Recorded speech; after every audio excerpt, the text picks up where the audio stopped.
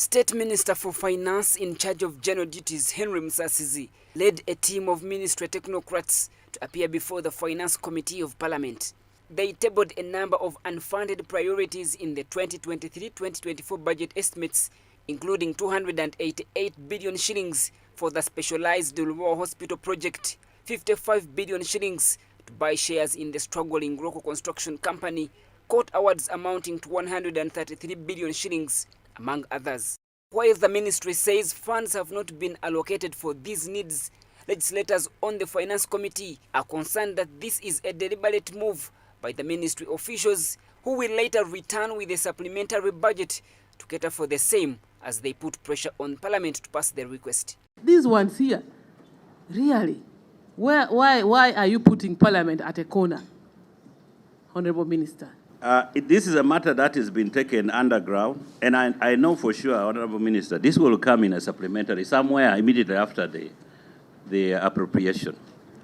Yes, now, it will come in and the same thing is with the ROCO. It's the same thing which is true with the debt to Congo. So you guys would rather come up front with this thing. The Accountant General has already applied for a warranty for Lubowa, and already there was a payment of over 140 billion shillings that went to Lubowa. The MPs cite previous requests for the controversial International Specialized Hospital Lubowa. On many occasions, Parliament has rejected requests for funds for the same project. The committee heard that government has changed the initial agreement for Lubowa Specialized Hospital, which were tabled in the previous Parliament.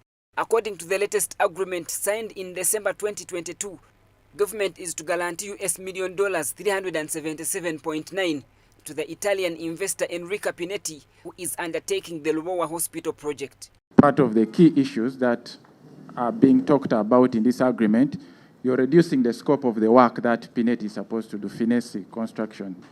You're reducing the work they are supposed to do, and you're increasing the money that is supposed to actually be paid to them. So do you think that is fair to this nation?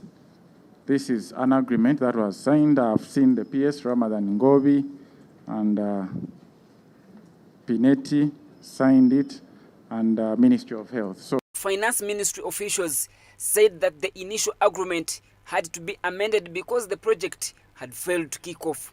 The MPs faulted government for continuously spending money on a white elephant, a stalled project. The agreements had all expired and the targets had not been met. Yes. So we had to bring them into perspective. So that's why it was decided that we have now to revise that schedule. And that's why you see the continuation of this issuance is not from Serenity just to stop you there. So on the basis of what was approved in the 10th Parliament, the penalty did not perform. This hospital should have been built a long time ago. But penalty has not really executed on the project. And we are getting more money under supplementary. Now more supplementary will come. It is not reflected here. And it's intentional. It's not reflected here because they know the Parliament will reject it. The agreement does not come here.